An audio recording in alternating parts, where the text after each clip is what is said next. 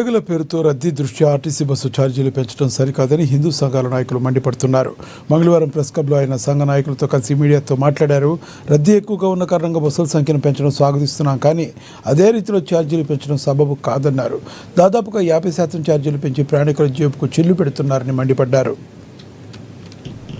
వందే మాతరం, జై శ్రీరామ్, జై శ్రీరామ్. గత 2003 నుండి ఉమ్మడి ఆంధ్రప్రదేశ్ ఉన్నప్పటి నుండి ఒక జియో ప్రకారము తెలంగాణ ఆర్టీసీ ప్రతి హిందూ ఫెస్టివల్ కి ఒక 50% వరకు రేట్లు పెంచుతున్నారు. వాళ్ళ బసెస్ దాదాపు 6134 బసెస్లు వాళ్ళు విడుదల చేశారు ఈ మకర సంక్రాంతి పండుగకి. దానికి సంతోషమే మాకు, కానీ దానికి రద్దీ ఎక్కువ ఉంటుంది.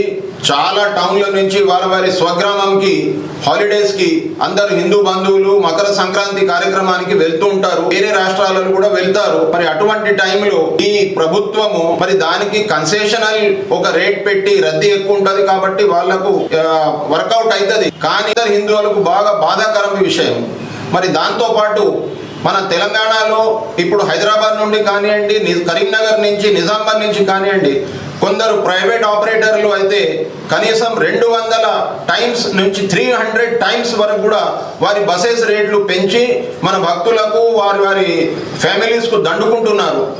మన ఓటీఏ అంటే మనకు ఆన్లైన్ ట్రావెల్ అగ్రిగేటర్స్, ఈ ఓటీఏలో రెడ్ బస్, అదేవిధంగా మేక్ మై ట్రిప్, అదేవిధంగా గోవా బీబో లాంటి పెద్ద సంస్థలు ఏది లైసెన్స్లు లేకుండా వారి సైట్లలో రిజర్వేషన్ చేసి మనసుకు వచ్చినట్టు రేట్లు పెంచేసి ఇప్పుడు ఉన్న దీనికి ఆసరా చేసుకొని దీన్ని అడ్వాంటేజ్ తీసుకొని వారు పైసలు సంపాదన కోసం ఇది చేస్తున్నారు.